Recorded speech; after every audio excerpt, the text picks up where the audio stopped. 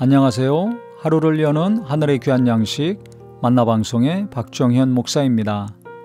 11월 16번째 날 아침 여러분들과 함께 나눌 하나님의 말씀은 잠언 5장 3절부터 6절까지의 말씀입니다.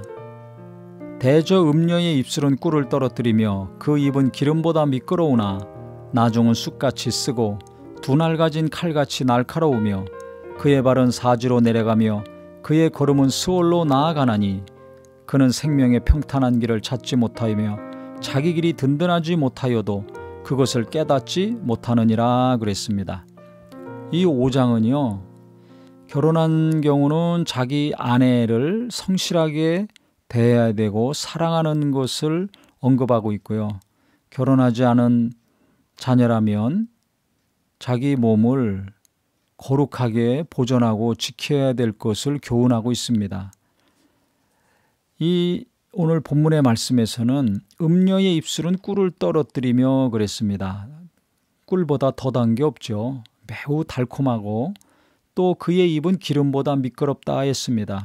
너무나 부드럽고 유혹을 강력하게 하기 때문에 빠져들기 쉽죠.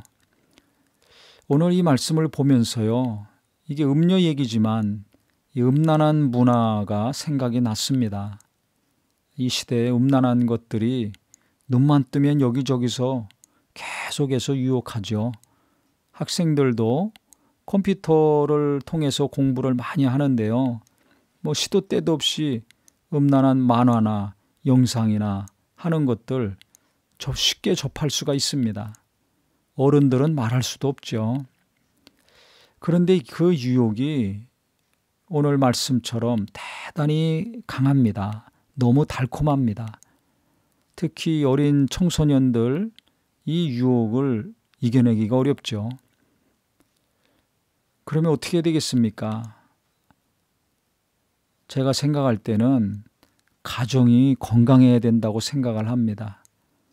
부모님이 마음도 생각도 또 육체도 부부간에 서로 건강한 연합체가 돼야지 한 몸을 진짜 잘 이루고 사는 것을 보여줘야지 자녀들이 결혼에 대해서도 긍정적으로 생각하고 스트레스 받지 아니하고 상처받는 일이 줄어들기 때문에 이 세상 유혹에 쉽게 빠져들지 않습니다.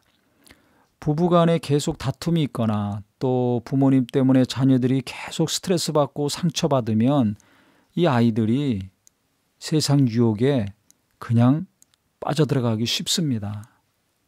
자기도 모르게 너무 달콤하고 유혹이 강하기 때문에 자기도 모르게 그냥 빨려 들어가는 거죠.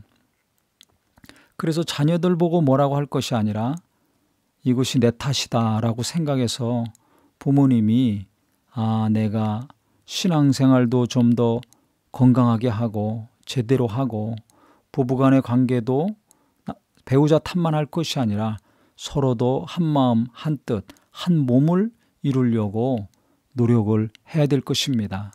그래서 부부간에 행복하고 마음이 하나가 된 가정은 뭔가 평안하고 기쁨이 있죠. 그 밑에서 자란 아이들이 결혼에 대해서 뿐만 아니라 감정적으로 정신적으로도 건강하게 잘 자랄 수가 있습니다. 신앙생활도 마찬가지입니다. 교회만 왔다 갔다 하는 것으로 만족할 것이 아니라 성도들과의 교제도 좀 하고 봉사도 하고 또 목회자의 관계도 좋고 해서 영혼에 힘이 있고 신앙생활도 힘이 있어야 됩니다. 영역이 있어야 이 유혹을 물리칠 거 아닙니까? 교회 다니는데 세상에서는 세상 사람들과 똑같이 음란한 것을 말하고 음란한 문화 가운데 젖어 있는 사람들이 있습니다. 또 야한 동영상이나 영화나 만화나 하는 이런 것들을 계속 자기도 모르게 즐기고 습관적으로 보는 경우도 있죠. 이미 유혹에 넘어간 것입니다. 왜 넘어갔습니까? 너무나 달콤하기 때문에 그렇죠. 그래서 마귀는 이와 같이 음란한 것을 통해서 우리의 영혼을 갉아먹고 우리 청소년들과 청년들의 마음을 뺏어가는데요. 그 나중은 성경에도 있는 것처럼 쑥같이 쓰다고 했습니다. 이게 맞는 얘기죠. 볼 때는 달콤하고 정신 못 차리고 빠져들지만 조금 지나고 나면 허전하고 허탈하죠. 그래서 또 반복하는 거 아닙니까? 두 날 가진 칼같이 날카롭다고 했습니다.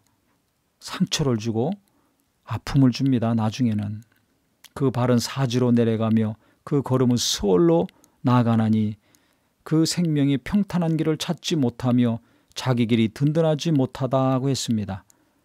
바로 앞에 4장 26절에는 내 발이 행할 길을 평탄하게 하며 모든 길을 든든히 한다고 했습니다.